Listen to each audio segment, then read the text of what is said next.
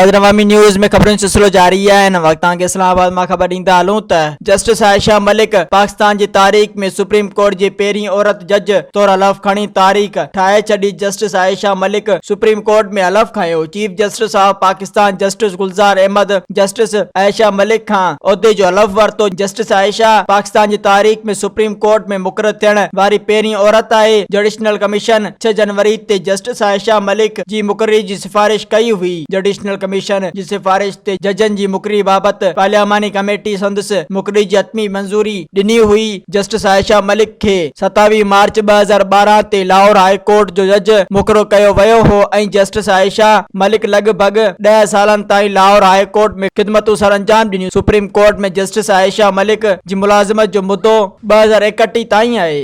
मज़ीद खबरों और तफसीलात के लिए विजिट करें हमारी वेबसाइट www.awamiNewsHD.com।